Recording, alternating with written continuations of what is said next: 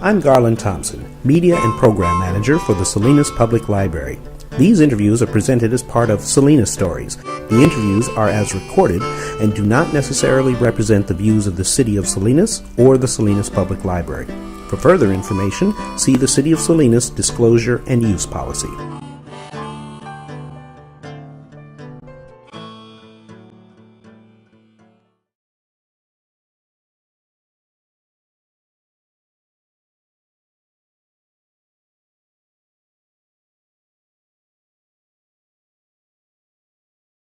Hi, my name is Ariana Sani, and I was born in 1982. Then I graduated from high school in the year 2000. Yeah, and now you're a librarian. Could you tell us a little bit about, you were born in the United States? Yes. You were born in Monterey? I was born in Monterey. I was born in Chump, I've lived on the peninsula. I grew up in Pacific Grove. I went to Pacific Grove High School, and then I went for 2 years. I went to Monterey Peninsula College, and then I transferred to the University of Los Angeles, or University of California, Los Angeles, and I graduated from there. Worked in Los Angeles for a while. Got my Master's of Library Science and completed it in 2010. So. And your family came here from? My family came here from Indonesia. My father's family came here from Indonesia in the 1970s.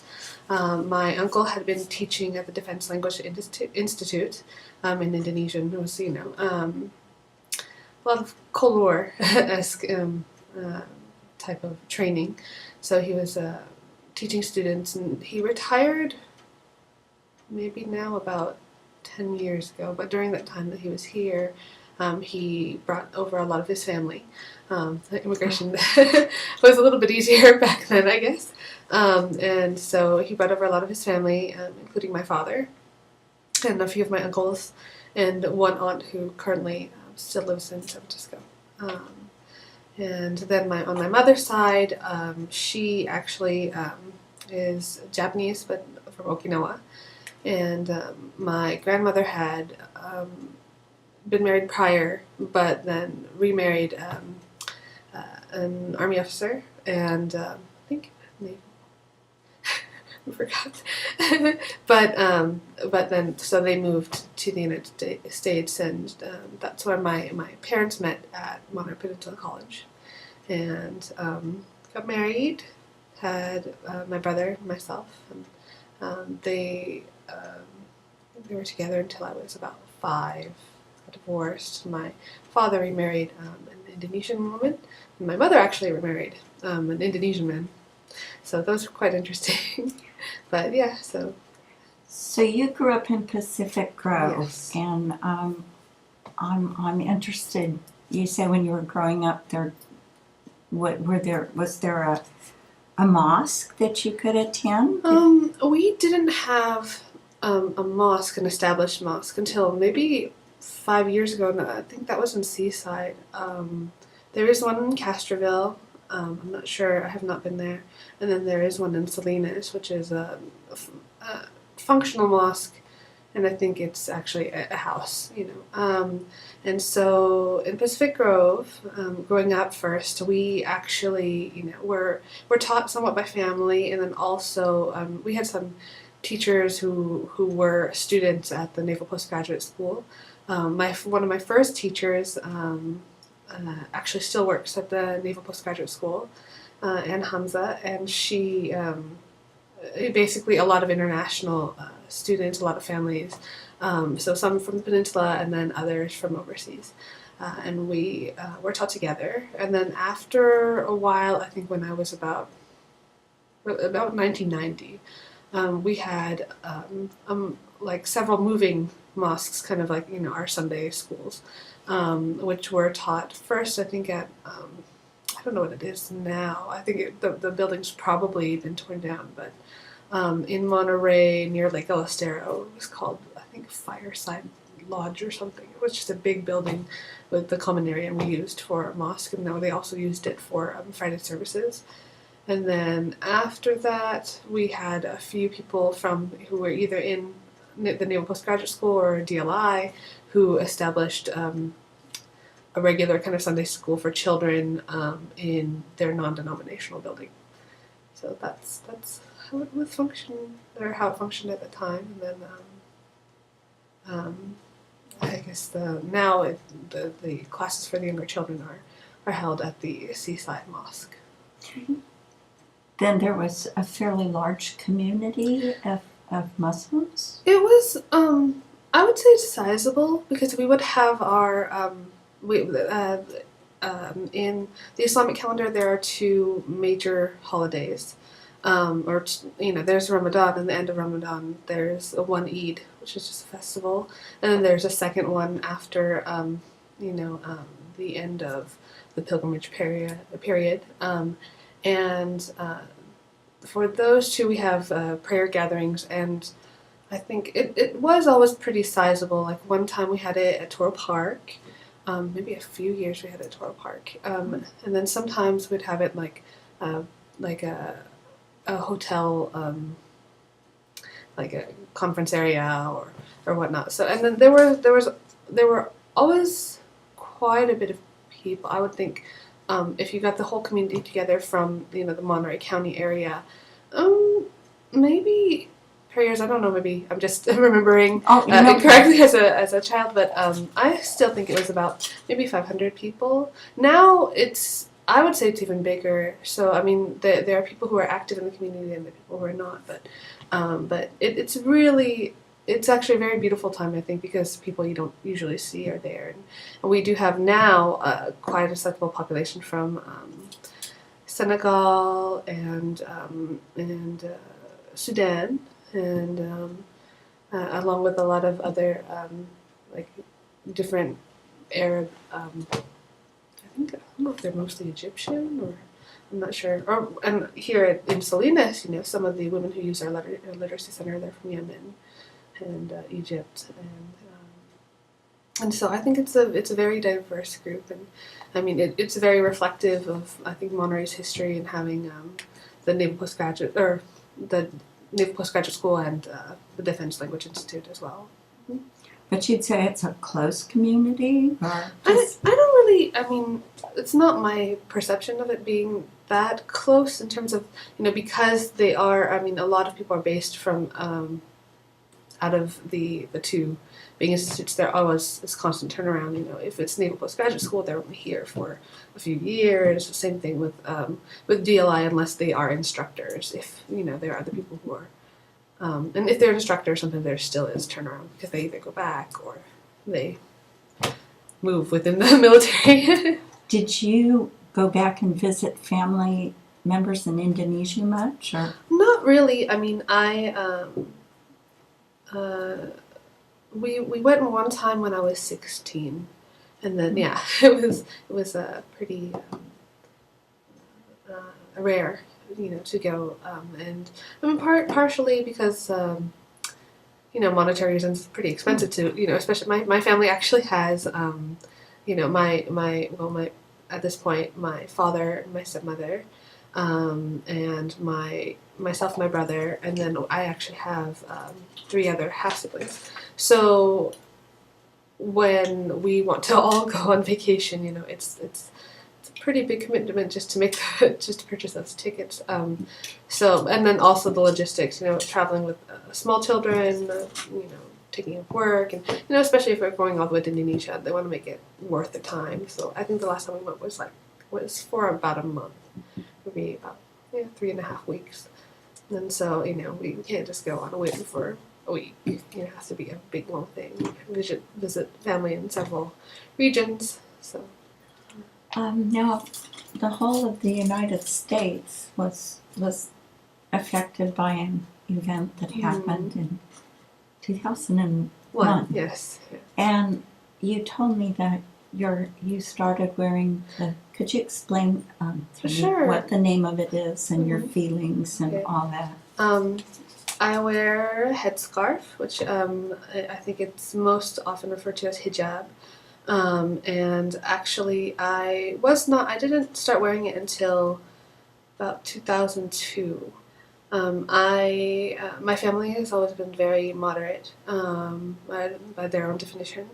We were, definitely I strongly identified with Islam and being Muslim. But we basically, we celebrated the two big holidays. We fasted during Ramadan, and in our everyday practice, it was not not always regular. Like in Islam, you're supposed to pray 5 times a day, and sometimes that would happen, sometimes not. And we didn't really encourage each other to practice every day. And I think after high school, I kind of wanted to go on, more explore my faith, spirituality in general, and I had taken some classes on early Islam, Middle Eastern history at NBC, and also had been able to read a bit on my own, and found that it's like I still had a very strong faith, and I when I went to after 9/11, I think that was it was interesting, I think, because I have family friends, and some of them wear the headscarf and they didn't leave the house for a week. For my parents, I think they were saddened, but I mean they've always taught us that that's not the right way. That the people who carried out the deed are extremists. They're outside of the frame of religion, and it's true. It's like I'm pretty much it's like after studying a bit about it, and in political science and history courses, it's basically anarchist.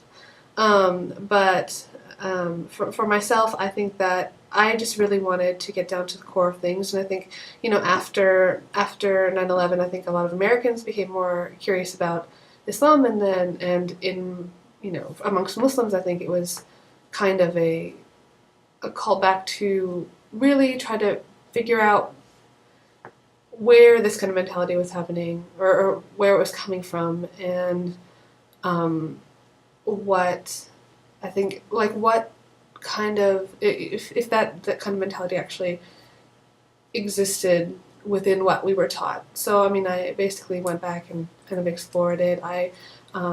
When I transferred to UCLA, I joined the Muslim Student Association, and I found it was really good, very welcoming, and they were very committed to ideals that I strongly believe in: social justice, education, helping the less fortunate, always realizing that no matter how unfortunate life circumstances are, there's always somebody who is less fortunate than you are, and that you have a responsibility towards the community, regardless of faith. That wherever you go, there's a saying that I think you're responsible for your neighbors 5 houses to the right of you, 5 houses to the left of you, and just their well-being. So I really strongly believe that, and I saw that people were not just espousing these ideas, but actually committing action to it, tutoring. They have the free health clinic in Los Angeles, and it's actually been recognized, I think, by the White House, and as a altruistic endeavor.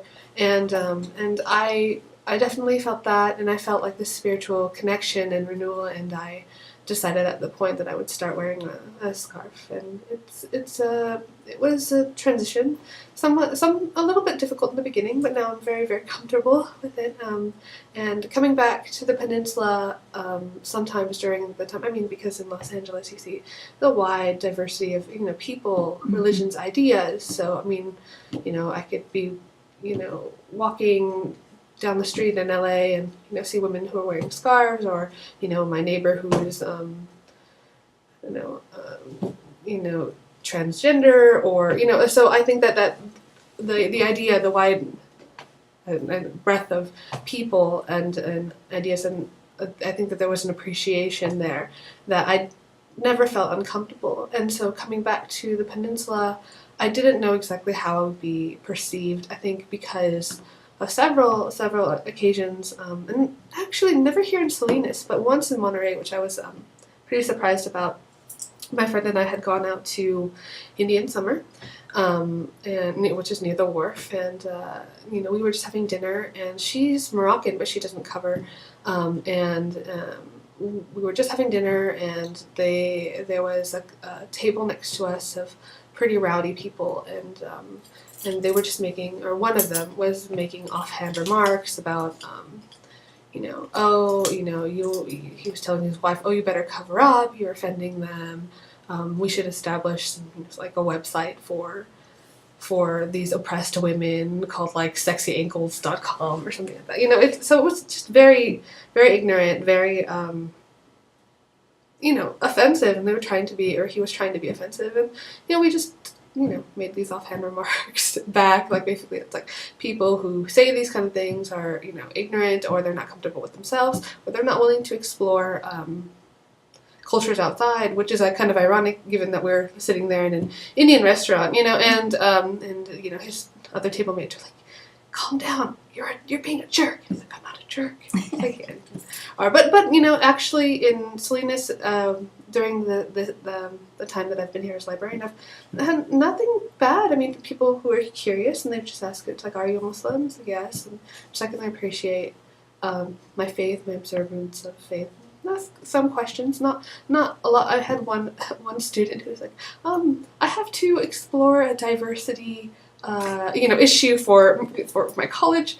Can I interview you? And it's like, okay. So reverse reference interview, but other than that, it's just been very nice. There was that one incident, which, but I don't, I would like to believe that it had nothing to do with that. It was just some prank.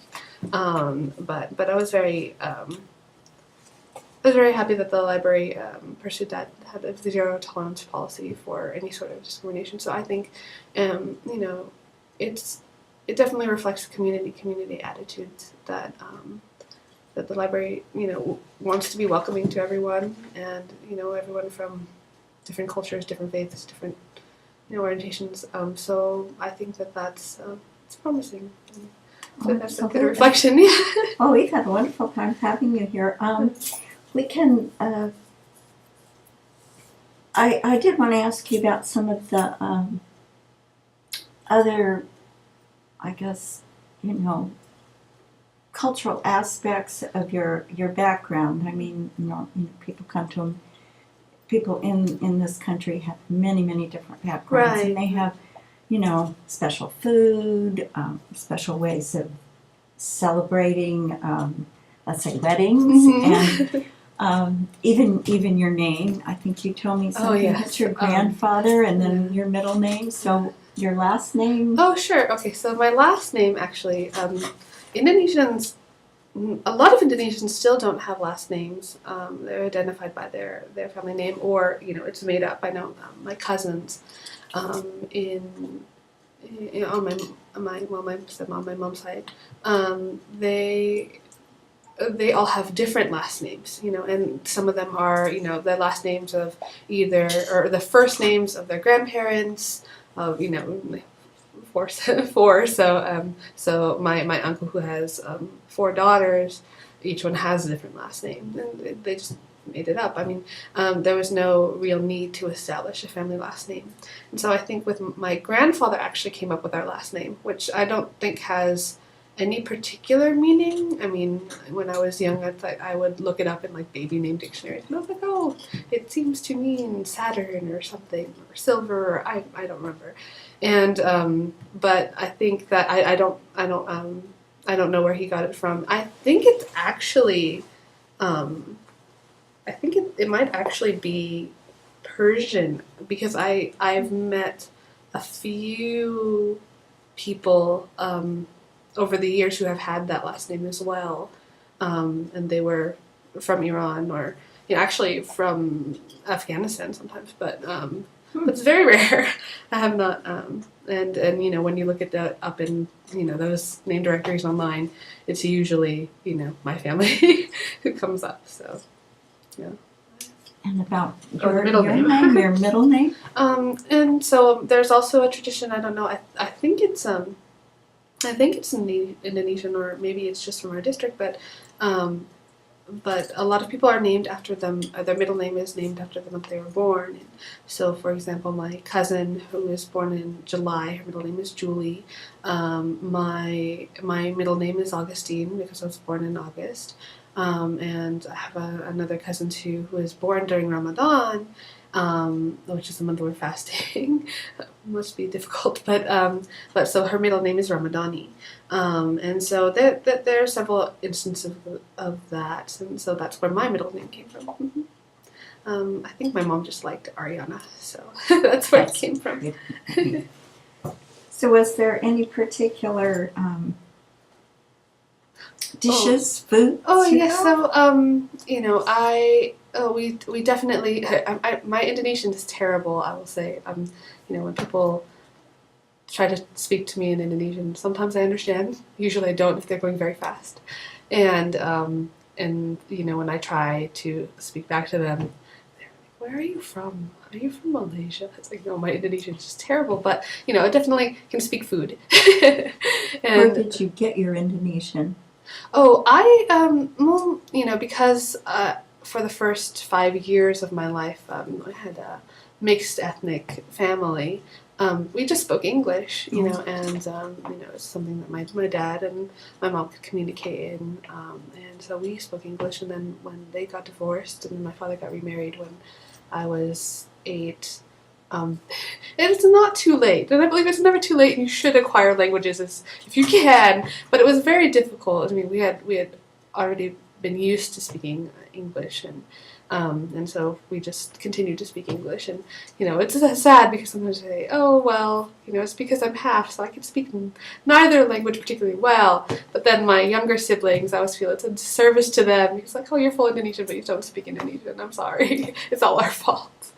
But yeah, so food, I've learned traditional dishes. My parents are actually from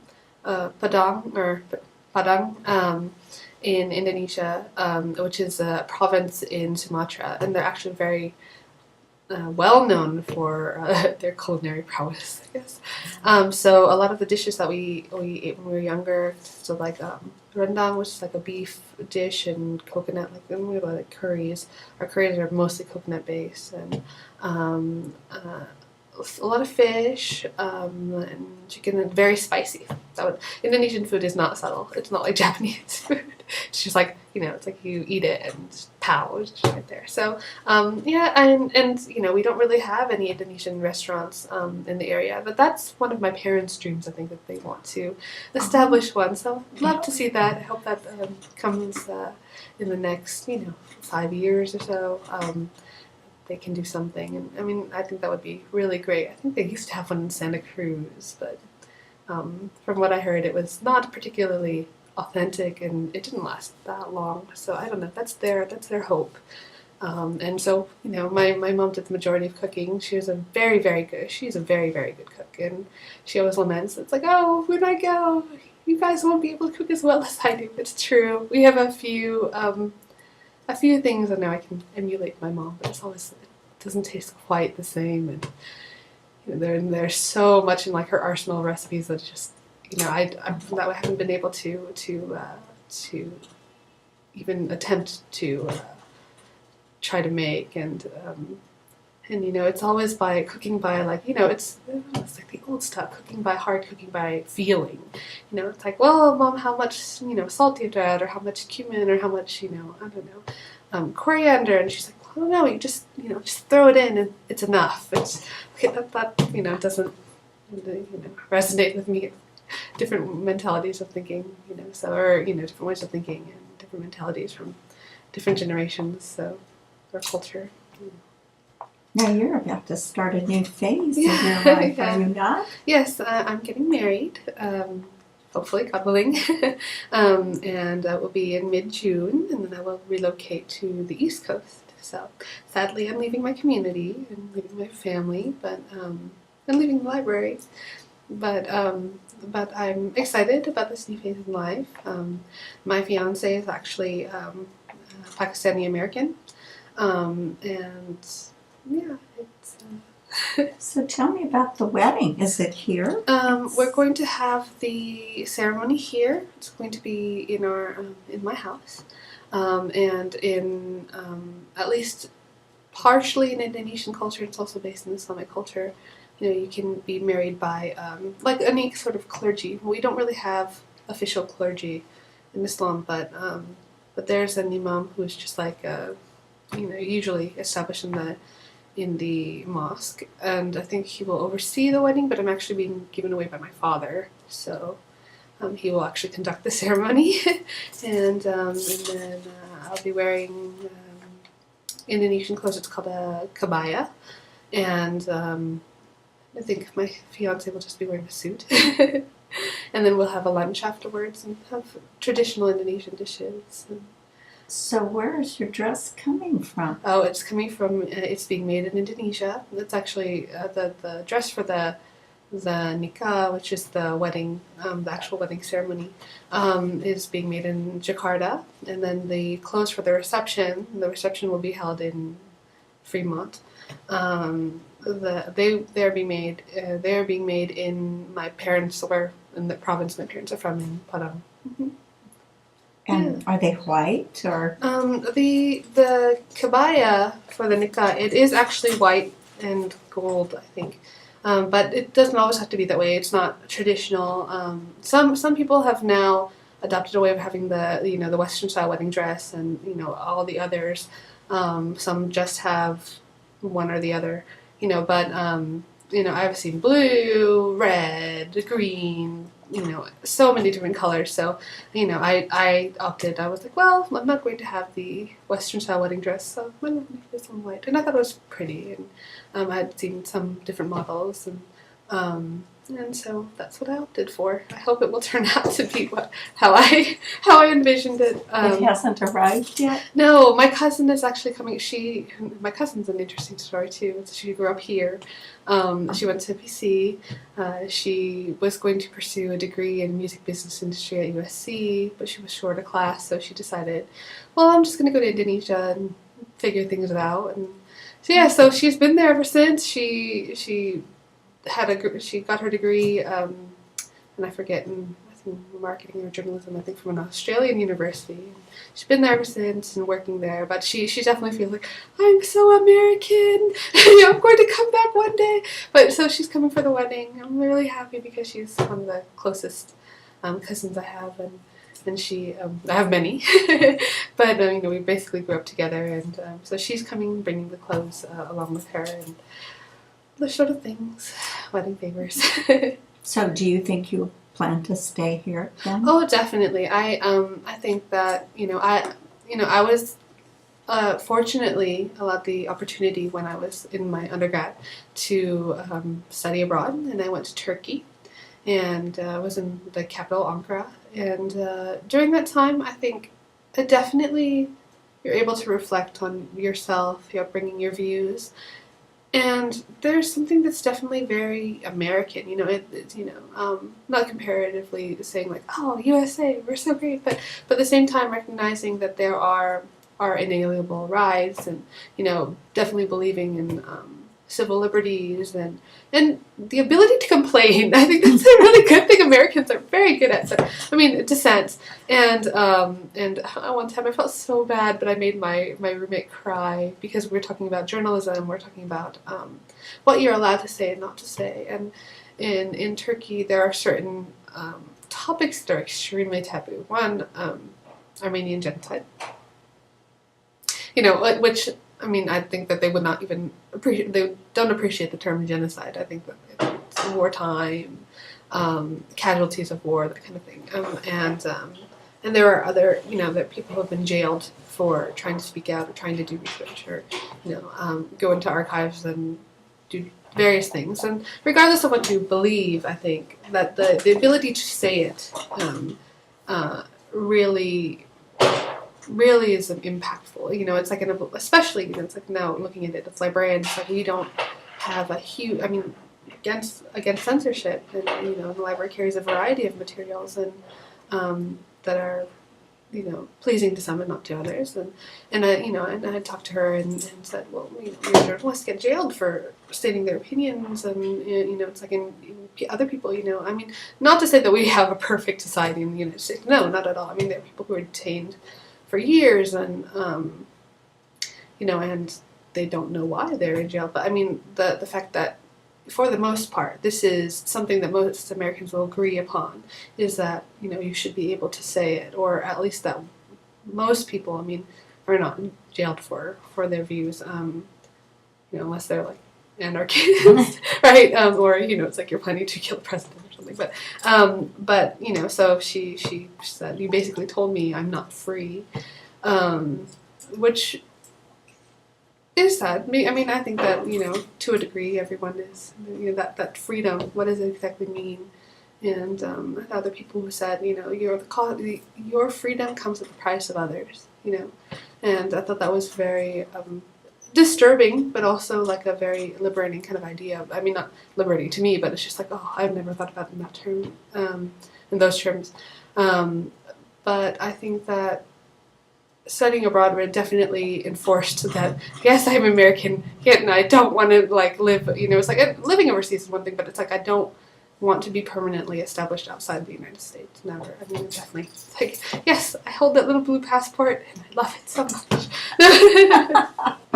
Yeah. Well, is there anything else you'd like to leave us with that you'd like to discuss? No, not particularly. I really would like to thank you for the opportunity. Oh, I think it's really beautiful to get stories from everyone. It's like, like NPR StoryCorps. Oh, yeah. Yeah, but I mean, absolutely. That it's, the local experiences really teach us about ourselves, try to hopefully give a positive image to future generations, but then also to reflect what the community is, what it was like, and then what it can be. So I think that's a great opportunity. So thank you, and I'm very happy to have been able to serve the community here in Salinas, and it's been lovely. We've been just so fortunate to have you. I mean, just knowing you has broadened my thoughts. Hearing your experiences about, it sounds like a lot of the events that have happened have caused a deep reflection, which is priceless. I mean, and you've come to understand how you feel and the things that you hold dear, and that's, at your age, that's wonderful. People take a lifetime to do that. It's true. I believe it's something that continuously happens, so hopefully it won't be just stagnant, but it's life. Well, I wish you great success. I see you at the Library of Congress in Washington. I hope it's. I would definitely love to continue in the pathway of librarianship. I mean, and that's something also you don't know the future of libraries. So. No. And a lot of people in the field actually change over, work in information architecture, information structures and analysis, and I definitely still feel that the role librarians play is it's a different one, and I think it's very valuable for the community, and I think that the library will evolve into something. I mean, and it's always been community based. I mean, that was the point in the beginning, something that was exclusive and giving, information to, or disseminating information to, or the ability of access to so many different people. And I think that there's still a role for the public library, and it will change, and librarians will change with it. I think that it's very important, and I think that definitely to be able to spread out these ideas, democratization, acceptance, and not just tolerance, but true acceptance of other people and different worldviews, and is very important. So I think that hopefully there will still be a role for us, for the public library, and that will enable a better community and general public. Well, thank you so much. I really appreciate your coming in and talking to us and leaving your thoughts and your experiences. I've just been fascinated. As I say, I've got a friend and Should I stop the video now? yeah, we Okay. can stop it. Oh. We're